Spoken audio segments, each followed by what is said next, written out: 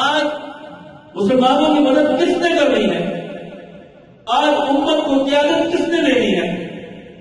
آج اسلام کے بننے کے لیے کس نے کام کرنا ہے؟ میں نے اور آپ نے کرنا ہے انشاءاللہ۔ آج اسلامی لیڈرشپ میں نے اور آپ نے لینی ہے۔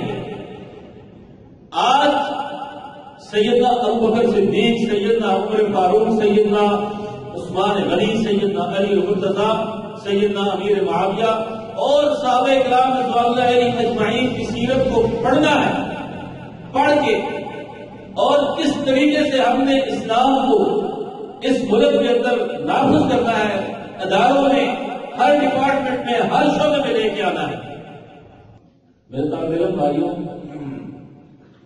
یہ باتیں ذہن نشین کرنے کی ہیں، یہ باتیں ہمارے عقیدے کی ہیں، ہمارے نظریے کی ہیں۔ مسلم اسٹوڈنٹس آرگنائزیشن کا نصب العین ہے غلبہ اسلام استحکام پاکستان۔ مسلم اسٹوڈنٹس آرگنائزیشن یہ چاہتی ہے کہ صحابہ کرام کے نقش قدم پہ چلتے ہوئے اسلام کو پوری دنیا پر نافذ کیا جائے،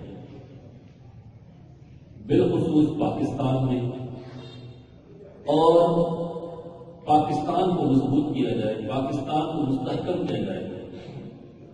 ایسی سازشیں، ایسے عناصر جو اس ملک کو کمزور کرنا چاہتے ہیں یا سازشیں کر رہے ہیں، ان کی سازشوں کا خاتمہ کیا جائے۔